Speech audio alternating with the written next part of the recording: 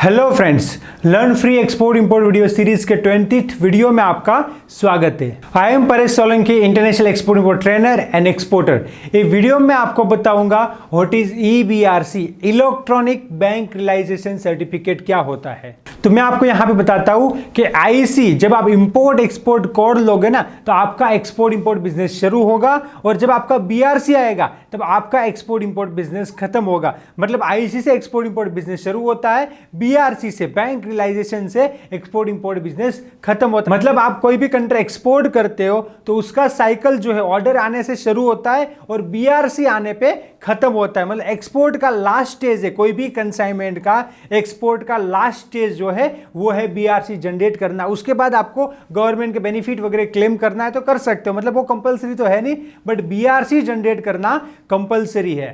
तो यहां पे FEMA foreign exchange management act के तहत जो है बीआरसी जनरेट करना कंपलसरी। मतलब क्या हुआ, फेमा के तहत एक भी डॉलर का आप लीगल एक्सपोर्ट करते हो तो उसका पेमेंट आना चाहिए। लीगल एक्सपोर्ट मतलब शिपिंग बिल फाइल करके लीगल प्रॉपर तरीके से आप एक्सपोर्ट करोगे तो उसका पेमेंट जो है आना चाहिए। मतलब समझिए, आपने एक स्मॉल कंसाइनमेंट एक्सपोर्ट किया, मतलब $100 का कंसाइनमेंट एक्सपोर्ट किया तो उसका जो है $100 आना चाहिए और उसका आपको बैंक से जो है बीआरसी जनरेट करवाना पड़ेगा। मतलब क्या हुआ कि आप $10 का भी जो है एक्सपोर्ट करोगे तो उसका भी बीआरसी एज पर रूल के हिसाब से आपको जनरेट करवाना पड़ेगा। और आप $1,00,000 का भी एक्सपोर्ट करोगे आपको बीआरसी जनरेट करवाना पड़ेगा। ये रूल है, ये जनरल प्रोसेस का पार्ट है, रूल है। अब बीआरसी कैसे जनरेट होता है मैं आपको बताता हूं। देखिए, मैं खुद भी एक एक्सपोर्टर हूं और मैं जितना भी एक्सपोर्ट करता हूं उसकी बीआरसी में जनरेट करवाता हूं। तो बीआरसी जो है जनरेट करना बहुत ही इजी प्रोसेस है।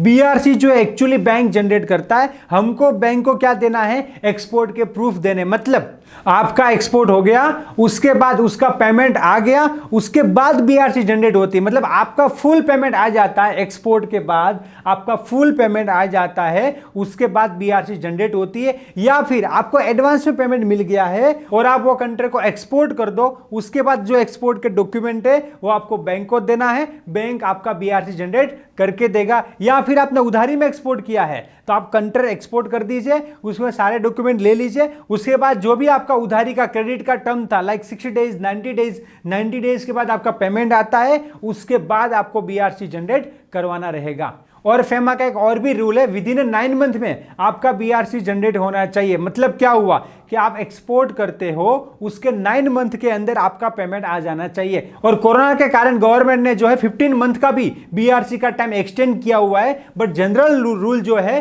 वो 9 मंथ में आपका पेमेंट आ जाना चाहिए और आपको बीआरसी जनरेट करवाना है। अगर 9 मंथ में पेमेंट नहीं आता है, आपका बीआरसी जनरेट नहीं होता है, तो आरबीआई जो है आपके सामने एक्शन ले सकती है, आपको नोटिस भेज सकती है। देखिए, आरबीआई क्यों नोटिस भेजेगी, जब आप एक्सपोर्ट करते हो तो कस्टम में आप एक डिक्लेरेशन देते हो, जो भी एक्सपोर्ट कर रहा हूं मैं सही कर रहा हूं, इसमें मैंने कोई गोलमाल नहीं किया है और इसका जो पेमेंट है विद इन 9 मंथ में फ्रीली कन्वर्टेबल फॉरेन करेंसी में हमारी गवर्नमेंट को लाके दूंगा। अब यहां पे आप देखिए, आपने गवर्नमेंट को प्रॉमिस दिया है और लिख के प्रॉमिस दिया, रिटर्न में प्रॉमिस दिया है कि मैं एक्सपोर्ट कर रहा हूं, सब सही है और उसका पैसा मैं लाके दूंगा गवर्नमेंट को फ्रीली कन्वर्टेबल करेंसी में। अब आप एक्सपोर्ट की फॉरेन करेंसी नहीं लाओगे तो गवर्नमेंट तो आपको पूछेगी ना, तो ये प्रैक्टिकल चीज है। देखिए, आपने जो है इंडिया का रिसोर्सेस यहां से बाहर भेजा है और जो है पेमेंट आप नहीं लाए हो। अगर आप पेमेंट नहीं लाते हो तो गवर्नमेंट तो यही सोचेगी ना कि आपने जो ये फंड जो है कोई टेररिस्ट ग्रुप को डोनेट कर दिया। पॉसिबल है ना कि आपने यहां से दुबई एक्सपोर्ट किया और वहां पे फंड जो था वो बोला कि इसको दे दीजिए, या फिर आपने कहीं फ्रेंड वगैरह को दुबई वगैरह में दे दिया, तो ऐसा नहीं चलेगा। फेमा के तहत जो भी एक्सपोर्ट होता है उसका पेमेंट आना कंपलसरी है। तो आपको जो है एक्सपोर्ट करने के बाद पूरा पैसा आ जाता है, उसके बाद आपको जो है बीआरसी जनरेट करवाना रहेगा। बीआरसी आपको जनरेट करवाना तो क्या प्रोसेस रहता है मैं आपको बताता हूं। मैं खुद भी एक्सपोर्टर हूं तो मैं रेगुलर प्रोसेस करता हूं।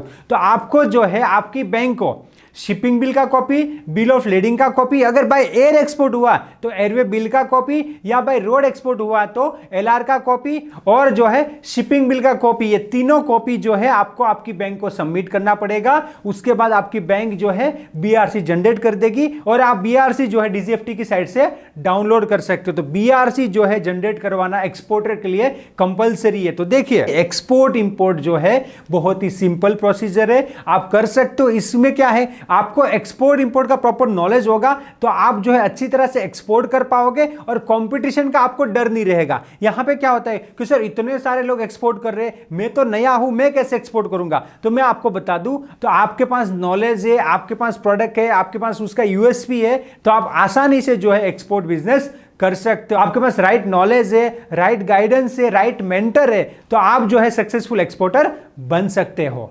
ये वीडियो अच्छा लगा तो और भी लोगों तक शेयर कीजिए और इंडिया का एक्सपोर्ट बढ़ाने में मेरी हेल्प कीजिए। Thank you for watching this video. क्या आप step by step practically export import सीखना चाहते हो? Then join advance level export import practical training everything about export import, जिसके अंदर 100% एक्सपोर्ट इंपोर्ट सिखाने का गारंटी है with lifetime support. To registered call now, let's go global together. Thank you.